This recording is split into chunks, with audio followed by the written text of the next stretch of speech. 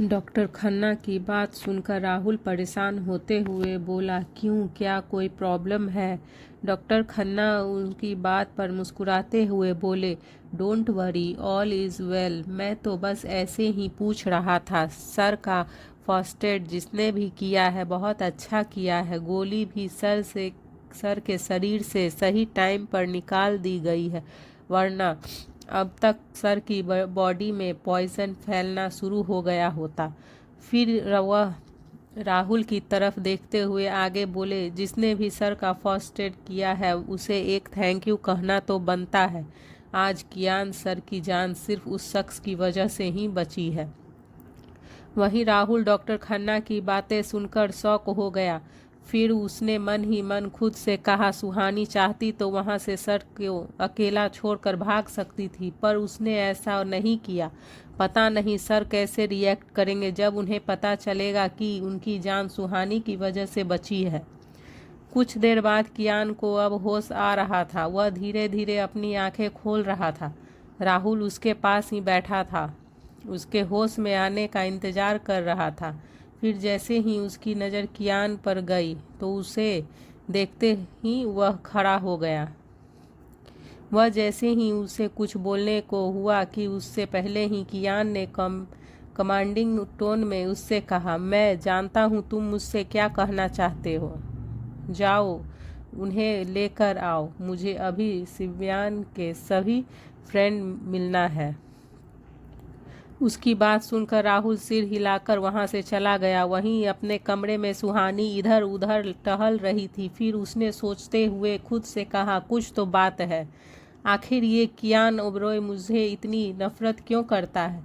क्यों मुझे मारना चाहता है? कुछ तो ऐसा है जो मैं नहीं जानती। पता करना पड़ेगा सुहानी, वरना तू बिना सच जाने ही भगवान के पास चली जाएगी।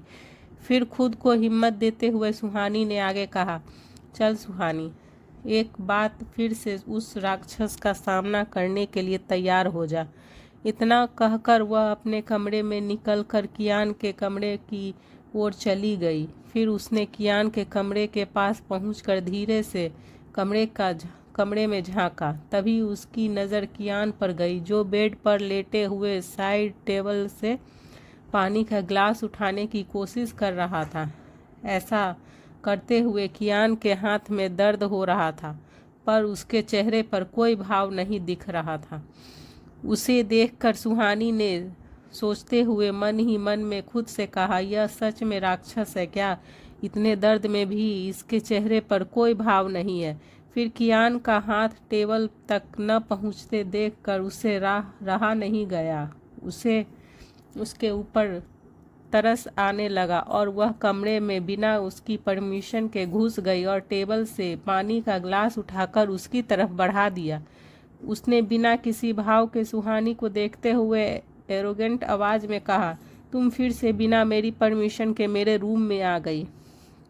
यह सुनकर वह उसकी बात को इग्नोर करते हुए बोली, पहले आप पानी पी लो, मुझे आपसे कुछ बात करनी है। उसकी बात सुन कियान ने उसे घूरते हुए कहा, पर मुझे तुमसे कोई बात नहीं करनी है।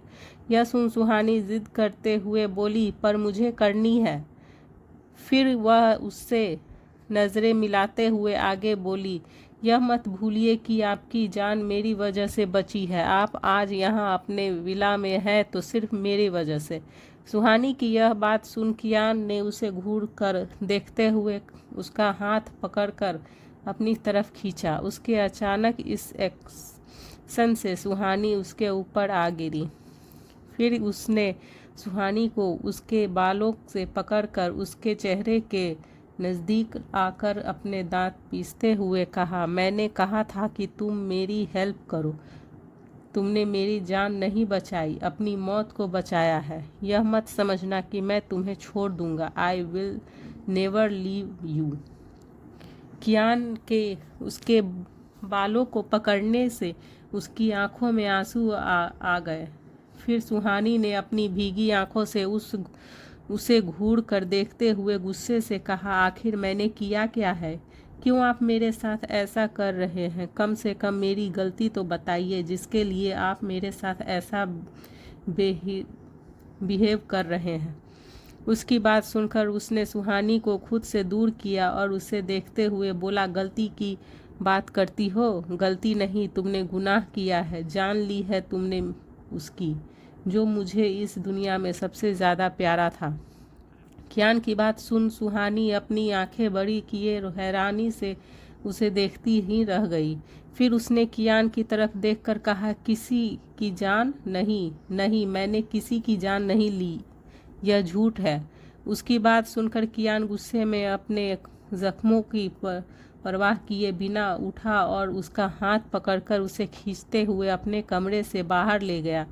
सुहानी के हाथ पर कियान की पकड़ मजबूत थी, जिसकी वजह से उसे दर्द हो रहा था।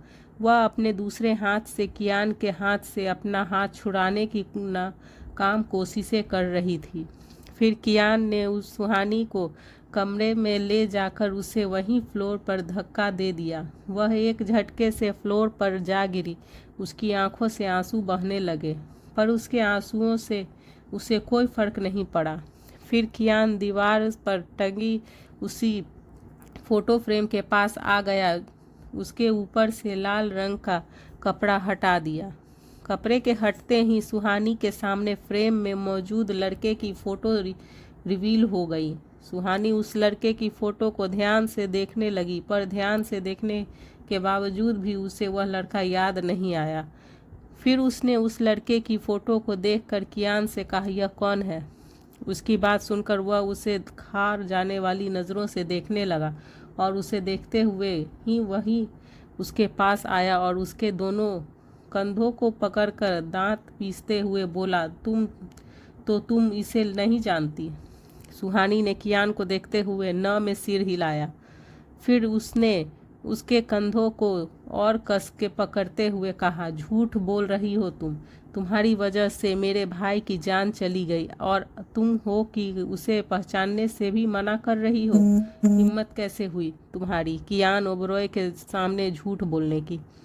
सुहानी के कंधों में बहुत तेज दर्द होने लगा। फिर वह रोते हुए कियान से बोली, मेरा यकीन करो, मैं सच में इन्हें नहीं जानती। यह सुन कियान ने फिर से उन्हें फ्लोर पर धक्का दे दिया और गुस्सा करते हुए कहा, तुम झूठ बोल रही हो। यह सुनकर सुहानी रोते हुए बोली, मैं सच में नहीं जानती इन्हें, प्लीज़ मेरा यकीन करो। यह सुन कियान ने उसे एक नज़र देखा और उसे वहीं छोड़कर चला गया। उसके जाने के बाद सुहानी अपने आंसू पोंछते हुए उठी और फोटो फ्रेम के सामने जाकर खड़ी हो गई। फिर सुहानी ने शिव की फ़ोटो को देखते हुए, मैं नहीं जानती कि आपके साथ क्या हुआ है, लेकिन आपके साथ जो हुआ है उसका जिम्मेदार आपके भाई मुझे बता रहे हैं। अगर यह सच हुआ तो मैं अपने आप को कभी माफ़ नहीं कर पाऊंगी। यह कहकर वह उस कमरे से निकलकर अपने कमरे में चली गई। तो वहीं कियान ने अपने कमरे में आकर राहुल को कॉल करके कहा, मुझे वो लड़के चाहिए जो उस दिन शिव्यान के साथ थे। इतना कहकर कियान ने कॉल कट कर दिया। वहीं दूसरी तरफ फार्म हाउस में राघव अपने रूम में रेस्ट कर रहा था। तभी उसके पास विराज आया और उसे देखकर राघव ने कहा, कुछ पता चला उसके बारे में? राघव की बात का जवाब देते हुए उसने कहा, अभी नहीं। उसकी बात सुनकर उसने टेबल पर रखा ग्लास उठाकर फेंकते हुए कहा, कियान ओबरॉय, इस बार मैं तुम्हें नहीं छोड़ूंगा। तूने फिर से मेरे काम में अपनी टांग अड़ाई है। इस बार वो होगा जो तूने सोचा भी नहीं होगा। इस बार मैं जीतूंगा और तू हारेगा। फिर राघव ने विराज की तरफ देखते हुए आगे कहा, और वह गवर्नमेंट ऑफिसर, उसने हमारा काम किया या नहीं? उसने डरते हुए राघव से कहा, वह ऑफिसर बहुत ईमानदार है। उसे हमने उनकी औकात से ज़्यादा पैसे ऑफर किए, फिर भी वो नहीं माना। हमें उसे जान से मारने की धमकी भी दी, पर फिर भी उस पर कोई असर नहीं हुआ। विराज की बात सुनकर उसने डेविल स्माइल करते हुए कहा, ऐसे सिरफिरे लोगों के लिए उनकी फैमिली बहुत इम्पोर्टेंट होती है। उसकी फैमिली को टारगेट करो, हमारा काम अपने आप हो जाएगा। वहीं दूसरी ओर ओबरॉय विला में राहुल अपने साथ एक लड़के को लेकर आया। फिर उसने एक गार्ड को इशारा किया तो वह गार्ड कियान को बुलाने के लिए चला गया। फिर थोड़ी देर बाद सभी हॉल में थे। कियान शेर की तरह सोफे पर बैठा था तो वहीं उसके सामने राहुल और वह लड़का खड़ा था। वह लड़का कियान को अपने सामने देखकर डर से अंदर ही अंदर कांप रहा था। कियान की आंखें एकटक उस लड़के को ही घूर रही थी। फिर अचानक उस लड़के का फ़ोन रिंग हुआ। राहुल ने उस लड़के के हाथ में से फ़ोन छीन लिया और कियान को दे दिया। फिर कियान ने कॉल रिसीव करके कहा, तुम्हारा बेटा मेरे। यह सुनते ही कॉल की दूसरी तरफ वाला शख्स घबरा गया और उसने गिड़गिड़ाते हुए कॉल पर कहा, मिस्टर ओबरॉय, मेरे बेटे को कुछ मत करना। अगर उसे कोई गलती हुई है तो उसके लिए मैं आपसे माफ़ी मांगता हूँ। कियान उसकी बात सुनकर बोला, रिलैक्स मल्होत्रा, रिलैक्स। तुम्हारा बेटा मेरे भाई शिवान का दोस्त है। बस मुझे उससे कुछ सवाल पूछने थे। अगर वो मेरे सवालों का सही सही जवाब दे देता है तो मैं उसे आज ही अपने आदमियों के साथ सेफली घर ड्रॉप करवा दूंगा। उसकी बात सुनकर मिस्टर मल्होत्रा ने कहा, और अगर उसने आपसे झूठ कहा तो? यह सुनकर कियान तिरछी स्माइल करते हुए बोला, फिर उसे सज़ा मिलेगी मल्होत्रा। यह कहकर कियान ने कॉल कट कर दिया तो वहीं कॉल की दूसरी तरफ मिस्टर मल्होत्रा चीखते रह गए।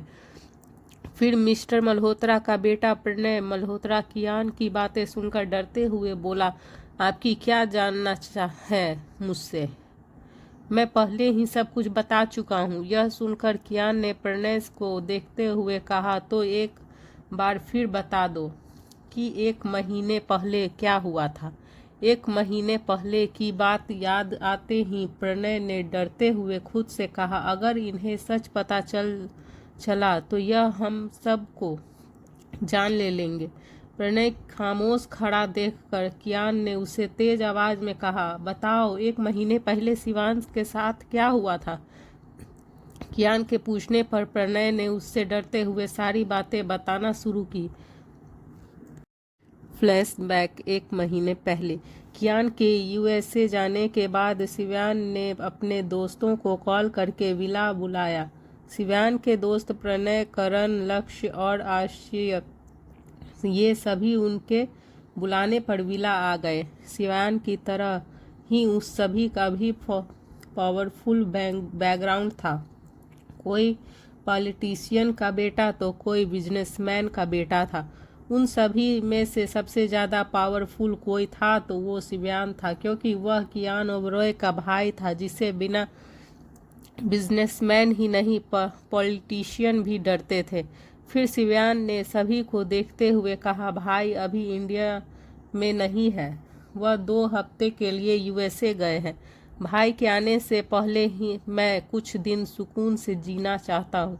मुझे खुली हवा में सांस लेना है और हमें तुम सभी को मेरी मदद करनी होगी। इतना कहकर वह थोड़ी रुक का मुस्कुराया और फिर उसने आगे कहा, मैं आज रात यहाँ से गायब हो जाऊँगा और तुम सब मुझसे हमारे फेवरेट शॉप पर मिलना। प्रणय उसकी बातों का जवाब देते हुए बोला, अगर तेरे भाई को पता चला ना तो तू सोच भी नहीं सकता कि हमारे साथ क्या होगा। तभी बीच में ही लक्ष्य ने कहा, तू कुछ ज़्यादा नहीं डरता? लक्ष्य की बात पर आशीष ने कहा, अरे ये डरता नहीं है, इसकी तो फट जाती है कियान ओबरॉय का नाम सुनते ही। तभी शिवान ने उन सब की बातें सुनकर कहा, अब बस भी करो तुम लोग और जैसा मैं कहता हूँ वैसा करो, किसी को कुछ पता नहीं चलेगा। भाई के वापस आते ही मैं भाई से बात कर लूँगा। शिवान की इस बात पर सब ने ओके कह दिया। आखिर क्या होगा आगे? कियान ओबरॉय के भाई शिवान के साथ पास्ट में क्या हुआ था?